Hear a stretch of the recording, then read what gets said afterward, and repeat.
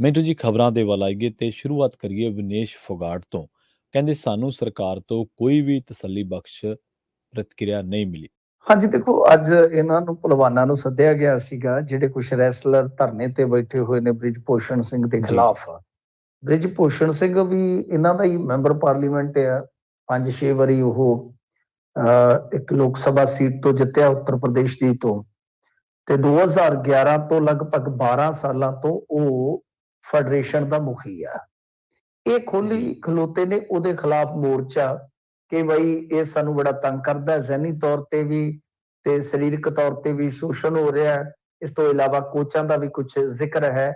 ਮਤਲਬ ਕਿ ਇਹ ਵਿਨੇਸ਼ ਫੋਗਾਟ, ਬਜਰੰਗ ਪੂਨੀਆ, ਸੋਨਾਕਸ਼ੀ ਮਾਲਕ, ਇਹ ਕੁਝ ਇਸ ਤਰ੍ਹਾਂ ਦੇ ਅੰਤਰਰਾਸ਼ਟਰੀ ਕੌਮਾਂਤਰੀ ਪਹਿਲਵਾਨ ਨੇ ਜਿਨ੍ਹਾਂ ਦੇ ਜੰਤਰ ਮੰਤਰ ਤੇ ਬੈਠਣ ਤੋਂ ਬਾਅਦ ਫਿਰ ਇਹ ਮਾਮਲਾ ਜਿਹੜਾ ਬਹੁਤ ਜ਼ਿਆਦਾ ਭਖਿਆ ਹੋਇਆ ਹੈ।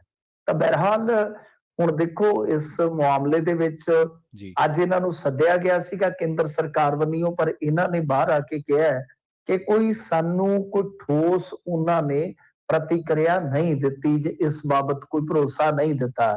ਦੇਖੋ ਮੈਂ ਤੁਹਾਨੂੰ ਦੱਸ ਦਿੱਤਾ ਹੈ ਕਿ ਜਿਹੜਾ ਬ੍ਰਿਜ ਭੂਸ਼ਣ ਹੈ ਉਹ ਤੇ ਇਹਨਾਂ ਦਾ ਖਾਸਮ ਖਾਸ ਬੰਦਾ ਹੈ, ਯੂਪੀ ਦਾ ਬੰਦਾ। ਉਹ ਜੀ ਹਿਸਾਬ ਲਾ ਲਓ ਅਡਵਾਨੀ ਦਾ ਕੇਸਵਾਰ ਸੀ ਉਹ, ਬਾਬਰੀ ਮਸਜਿਦ ਢਾਉਣ ਵਾਲੇ ਮਾਮਲੇ ਦੇ ਵਿੱਚ।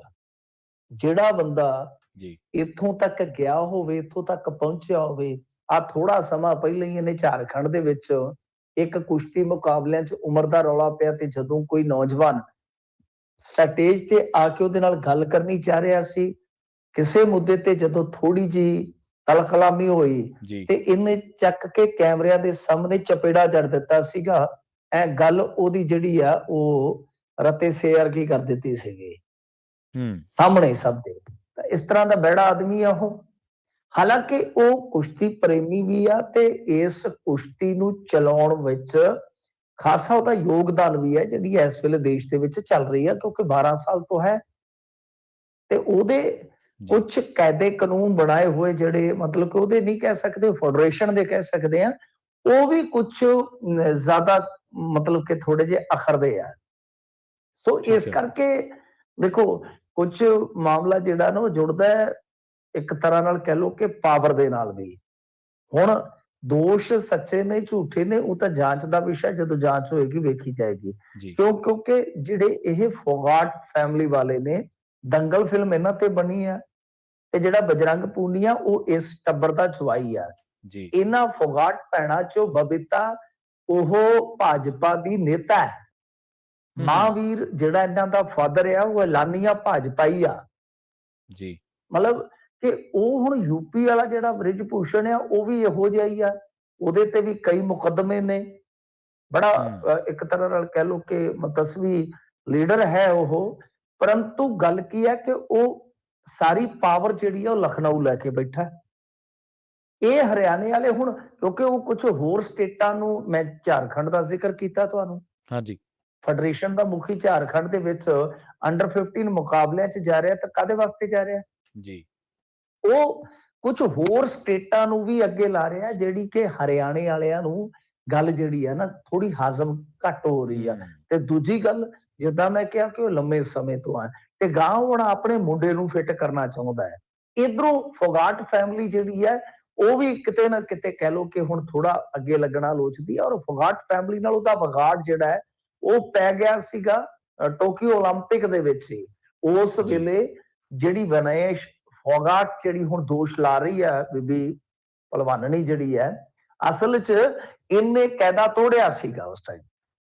ਇਹਨਾਂ ਨੇ ਜਿਹੜੀ ਮਤਲਬ ਕਿ ਬਕਾਇਦਾ ਸਾਰੀ ਗਾਈਡਲਾਈਨ ਜਾਰੀ ਕੀਤੀ ਹੋਈ ਹੈ ਪਹਿਲਵਾਨਾਂ ਵਾਸਤੇ, ਤਾਂ ਇਹਨੇ ਤੋੜ ਦਿਆ। ਹੰਗਰੀ 'ਚ ਪ੍ਰੈਕਟਿਸ ਕੀਤੀ ਸੀ, ਟੀਮ ਦੇ ਨਾਲ ਨਹੀਂ ਰਹੀ। ਇਸ ਤੋਂ ਇਲਾਵਾ ਜਿਹੜਾ ਲੋਗੋ ਲੱਗਾ ਹੁੰਦਾ ਉਹ ਇਹਨੇ ਆਫੀਸ਼ੀਅਲ ਲੋਗੋ ਆਪਣੀ ਪੋਸ਼ਾਕ ਤੇ ਲਾਉਣ ਦੀ ਥਾਂ ਤੇ ਇਹਨੇ ਜਿਹੜਾ ਲੋਗੋ ਲਾਇਆ ਸੀ ਉਹ ਪ੍ਰਾਈਵੇਟ ਕੰਪਨੀ ਦਾ ਲਾਇਆ ਸੀ, ਕਿਸੇ ਹੋਰ ਦਾ। ਜੀ ਤਾਂ ਇਸ ਕਰਕੇ ਇਹ ਮਾਮਲਾ ਠੀਕ ਹੈ, ਸ਼ੋਸ਼ਣ ਦੇ ਮਾਮਲੇ ਪੂਰੀ ਦੁਨੀਆ ਚੋਂ ਨਿਕਲ ਕੇ ਆਉਂਦੇ ਨੇ, ਗੇਮਾਂ ਦੇ ਵਿੱਚੋਂ, ਇੰਡੀਆ ਚੋਂ ਵੀ ਬਹੁਤ ਨੇ, ਮੈਂ ਦੱਸ ਸਕਦਾ, ਇੱਕ ਇੱਕ ਯਾਦ ਵੀ ਹੈ। ਪਰੰਤੂ ਗੱਲ ਇਹ ਆ ਕਿ ਇਸ ਮਾਮਲੇ 'ਚ ਸ਼ੋਸ਼ਣ ਦਾ ਜਿੱਥੇ ਦੋਸ਼ ਹੈ ਉੱਥੇ ਦੂਸਰੇ ਪਾਸੇ ਸਵਾਲ ਵੀ ਨੇ ਕਿ ਕੀ ਇਹ ਪਾਵਰ ਸ਼ੇਅਰਿੰਗ ਦਾ ਜਾਂ ਕਹਿ ਲਓ ਕਿ ਪਾਵਰ ਗ੍ਰੈਬ ਕਰਨ ਦਾ ਕੋਈ ਉਹ ਤਾਂ ਮਾਮਲਾ ਨਹੀਂ ਹੈ। ਹਾਲਾਂਕਿ ਅੱਜ ਜੀ ਵਿਨੇਸ਼ ਫੋਗਾਟ ਨੇ ਕਿਹਾ ਕਿ ਦੇਖੋ ਸਬੂਤ ਸਾਡੇ ਕੋਲ ਹੈਗੇ, ਅਸੀਂ ਝੂਠ ਨਹੀਂ ਬੋਲਦੇ, ਪਰ ਹਾਲੇ ਤੱਕ ਸਬੂਤ ਪੇਸ਼ ਨਹੀਂ ਕੀਤੇ ਗਏ, ਇਲਜ਼ਾਮ ਨੇ। ਔਰ ਇਹ ਇਲਜ਼ਾਮ ਉਦੋਂ ਆਏ ਨੇ ਜਦੋਂ ਕਾਬਲੇ ਗੌਰ ਗੱਲ ਇਹ ਹੈ ਕਿ ਸੰਦੀਪ ਸਿੰਘ ਮਾਮਲਾ ਜਿਹੜਾ ਹੋਂਦ ਚ ਆ ਚੁੱਕਾ ਸੀਗਾ। ਸੋ ਇਸ ਕਰਕੇ ਇਸ ਮਾਮਲੇ ਦੇ ਵਿੱਚ ਹੁਣ ਖਾਸੀ ਕਹਿ ਲਓ ਕਿ ਚਰਚਾ ਹੈ ਤੇ ਖਾਸੇ ਸਵਾਲ ਵੀ ਹੈਗੇ ਨੇ ਕਿ ਕੀ ਇਹ ਵਾਕਿਆ ਇਸ ਤਰ੍ਹਾਂ ਜੇ ਹੈ ਤਾਂ ਬੜੀ ਸ਼ਰਮਿੰਦਗੀ ਵਾਲੀ ਗੱਲ ਹੈ, ਜਾਂ ਕੀ ਇੱਕ ਪਾਵਰ ਸਟਰਗਲ ਚੱਲ ਰਿਹਾ ਜਿਹਦਾ ਇਹ ਸਾਰਾ ਕੁਝ ਅਸੀਂ ਦੇਖ ਰਹੇ ਹਾਂ। ਕਿਉਂਕਿ ਜ਼ਿਆਦਾਤਰ ਜਿਹੜੇ ਪਹਿਲਵਾਨ ਉੱਥੇ ਬੈਠੇ ਨੇ ਇਹ ਹੁਣ ਆਪਣਾ ਜਿਹੜਾ ਇਹਨਾਂ ਦਾ ਸੁਨਹਿਰੀ ਟਾਈਮ ਸੀ ਉਹ ਲਗਾ ਚੁੱਕੇ ਨੇ, ਕਿਉਂਕਿ ਅਸੀਂ ਜਾਤੀ ਤੌਰ ਤੇ ਨਿੱਜੀ ਤੌਰ ਤੇ ਕੁਸ਼ਤੀਆਂ ਦੇ ਵਿੱਚ ਰੁਚੀ ਰੱਖਣ ਵਾਲੇ ਆ, ਕਬੱਡੀ ਕਬੱਡੀ ਸਾਰਾ ਦੇਖੀਦਾ ਹੈ, ਤਾਂ ਇਹ ਉਹ ਪਹਿਲਵਾਨ ਨੇ ਜਿਹੜਾ ਆਪਣਾ ਸੁਨਹਿਰੀ ਦੌਰ ਹੁੰਦਾ ਹੈ ਜਿਹੜਾ ਉਹ ਟਪਾ ਚੁੱਕੇ ਨੇ। ਸੋ ਇਸ ਕਰਕੇ ਸਵਾਲ ਕਾਫੀ ਹੈ ਤੇ ਇਹ ਮਾਮਲਾ ਹੈਗਾ Bharatiya Janata party versus Bharatiya Janata party ਹੈ, ਅੰਦਰੂਨੀ ਮਾਮਲਾ ਹੈ। ਪਰ ਇਹਦੇ ਚ ਜਿਹੜੇ ਸ਼ੋਸ਼ਣ ਦੇ ਦੋਸ਼ ਲੱਗੇ ਆ ਉਹ ਗੰਭੀਰ ਨੇ। ਦੂਜਾ ਤਾਂ ਮੈਂ ਤੁਹਾਨੂੰ ਦੱਸ ਦਿੱਤਾ ਕਿ ਇਹਨਾਂ ਦੀ ਆਪਸ ਦੇ ਵਿੱਚ ਉਹ ਟਸਲਬਾਜ਼ੀ ਤੇ ਚੱਲ ਰਹੀ ਹੈ। ਸ਼ੋਸ਼ਣ ਦੇ ਦੋਸ਼ਾਂ ਦੀ ਇਨਵੈਸਟੀਗੇਸ਼ਨ ਜ਼ਰੂਰ ਹੋਣੀ ਚਾਹੀਦੀ ਹੈ। ਮੈਂ ਉਹਦੇ ਹੱਕ ਦੇ ਵਿੱਚ ਆ ਕਿ ਜੇਕਰ ਕਿਸੇ ਨੇ ਵੀ, ਕਿਸੇ ਕੋਚ ਨੇ, ਅਸਿਸਟੈਂਟ ਕੋਚ ਨੇ ਜਾਂ ਕਿਸੇ ਹੋਰ ਨੇ, ਸੀਨੀਅਰ ਨੇ, ਕਿਸੇ ਨੇ ਵੀ ਕਿਸੇ ਪੱਧਰ ਤੇ ਕਿਸੇ ਦਾ ਸ਼ੋਸ਼ਣ ਕੀਤਾ ਹੈ ਤਾਂ ਉਹਨੂੰ ਸਜ਼ਾ ਜ਼ਰੂਰ ਮਿਲਣੀ ਚਾਹੀਦੀ ਹੈ। ਜੀ ਬਿਲਕੁਲ। ਤਾਂ ਮਿੰਟੂ ਜੀ ਪਹਿਲਾਂ ਜੱਜ ਪ੍ਰੈਸ ਕਾਨਫਰੰਸ ਕਰਕੇ ਹਟਿਆ ਸੁਪਰੀਮ ਕੋਰਟ ਦੇ, ਫਿਰ ਉਹਦੇ ਬਾਅਦ ਕਿਸਾਨ ਸੜਕ ਤੇ ਆ ਗਏ, ਹੁਣ ਭਲਵਾਨ ਸੜਕ ਤੇ ਆ ਗਏ। ਹਾਂਜੀ ਹਾਂਜੀ ਹਾਂਜੀ, ਨਹੀਂ ਚਲੋ ਉਹ ਤਾਂ ਦੇਖੋ ਹੁਣ ਗੱਲ ਇਹ ਹੈ ਕਿ ਡੈਮੋਕ੍ਰੇਸੀ ਹੈ, ਡੈਮੋਕ੍ਰੇਸੀ ਹੈ, ਡੈਮੋਕ੍ਰੇਸੀ ਦੇ ਵਿੱਚ ਕੋਈ ਵੀ ਬੰਦਾ ਜਿਹੜਾ ਉਹ ਆਪਣਾ ਪ੍ਰੋਟੈਸਟ ਕਰ ਸਕਦਾ ਹੈ, ਪ੍ਰੋਟੈਸਟ ਕਰਨ ਦਾ ਸਾਰਿਆਂ ਨੂੰ ਅਧਿਕਾਰ ਹੈ। ਪਰੰਤੂ ਗੱਲ ਜਿਹੜੀ ਹੈ ਉਹ ਮੁੱਕਦੀ ਤੇ ਇੱਥੇ ਆ ਕੇ ਆ ਕਿ ਅਸਲ 'ਚ ਜੇ ਆਪਾਂ ਕਹਿੰਦੇ ਆ ਕਿ ਫੈਡਰੇਸ਼ਨਾਂ 'ਚ ਸੁਧਾਰ ਹੋਵੇ ਤੇ ਜੇ ਉਹ ਫੈਡਰੇਸ਼ਨਾਂ 'ਚ ਸੁਧਾਰ ਕਰਦੇ ਆ ਤਾਂ ਫਿਰ ਦੂਸਰੇ ਪਾਸਿਓਂ ਇਸ ਤਰ੍ਹਾਂ ਦੀਆਂ ਚੀਜ਼ਾਂ ਵੀ ਨਿਕਲ ਆਉਂਦੀਆਂ। ਗੱਲ ਤੇ ਇਹ ਹੈ ਨਾ ਕਿ ਹੁਣ ਹੋਵੇ ਕੀ, ਸਾਨੂੰ ਉਹ ਵੀ ਫਿਰ ਰਸਤਾ ਦੱਸਣਾ ਚਾਹੀਦਾ ਕਿ ਬਣੇ ਕੀ। ਮਤਲਬ ਕਿ ਇੱਕ ਪਾਸੇ ਆਪਾਂ ਕਹਿੰਦੇ ਕਿ ਫੈਡਰੇਸ਼ਨਾਂ ਜਿਹੜੀਆਂ ਵਧੀਆ ਢੰਗ ਨਾਲ ਕੰਮ ਕਰਨ, ਹੁਣ ਜਿੱਥੇ ਕਰਦੀਆਂ ਤਾਂ ਉੱਥੇ ਕਈ ਵਾਰੀ ਰੌਲਾ ਵੀ ਪੈ ਜਾਂਦਾ। ਮੈਂ ਹੁਣ ਤੁਹਾਡਾ ਸਮਾਂ ਨਹੀਂ ਸੀ ਜ਼ਿਆਦਾ ਲੈਣਾ ਚਾਹੁੰਦਾ।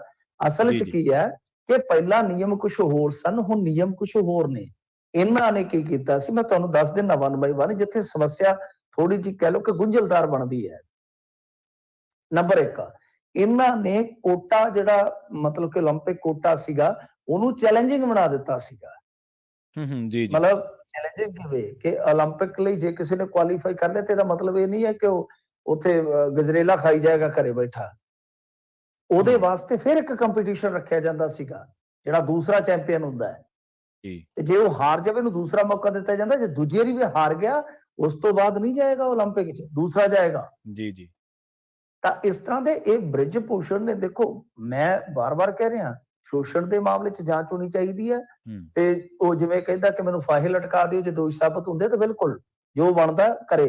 ਪਰ ਗੱਲ ਇਹ ਹੈ ਕਿ ਫੈਡਰੇਸ਼ਨ ਨੇ ਕੁਝ ਨੇਮ ਕਾਇਦੇ ਜਿਹੜੇ ਪਹਿਲਵਾਨਾਂ ਲਈ ਸਖਤ ਕੀਤੇ ਆ, ਜਿੱਦਾਂ ਮਸਲਨ ਕਿ ਤੁਸੀਂ ਜਿਹੜੇ ਸੀਨੀਅਰ ਹੋ ਤਾਂ ਤੁਹਾਨੂੰ ਜਿਹੜਾ ਨੈਸ਼ਨਲ ਕੈਂਪ ਲਾਉਣਾ ਹੀ ਪਏਗਾ ਆਰ ਵਾਲੇ 'ਚ, ਚਾਹੇ ਤੁਸੀਂ 올림픽 ਹੋ ਚਾਹੇ ਕੋਈ ਵੀ ਹੋ, ਨੈਸ਼ਨਲ ਕੈਂਪ ਤੁਹਾਨੂੰ ਲਾਉਣਾ ਹੀ ਪਏਗਾ, ਖੇਡਣਾ ਪਊਗਾ ਤੁਹਾਨੂੰ।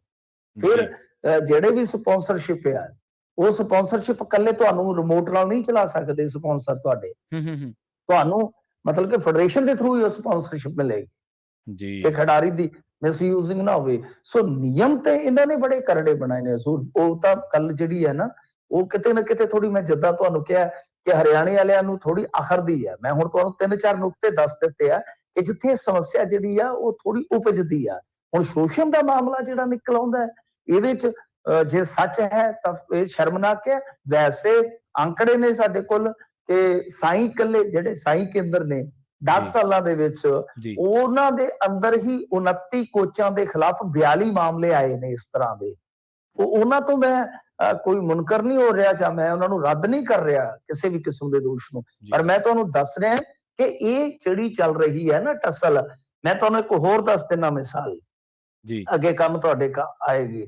ਨਰਸਿੰਘ ਵਰਸੇਜ ਸੁਸ਼ੀਲ ਕੁਮਾਰ, ਇਹ ਗੂਗਲ ਕਰ ਲਿਓ, ਨਰਸਿੰਘ ਵਰਸੇਜ ਸੁਸ਼ੀਲ ਕੁਮਾਰ ਗੂਗਲ ਕਰ ਲਿਓ, ਤੁਹਾਨੂੰ ਸਾਰਾ ਐਪੀਸੋਡ ਮਿਲੇਗਾ। ਉਹ ਕੀ ਸੀਗਾ? ਉਹ ਆਈਓ ਸੀ ਜਿਹੜੇ ਮੈਂ ਤੁਹਾਨੂੰ ਦੱਸਿਆ ਇਹ ਕੁਝ ਮਾਮਲੇ ਸੀ, ਉਸ ਟਾਈਮ ਸੁਸ਼ੀਲ ਦੀ ਚੱਲਦੀ ਸੀ, ਉਹਦੇ ਸਹੁਰੇ ਦੀ ਚੱਲਦੀ ਸੀ। ਤਾਂ ਜੀ।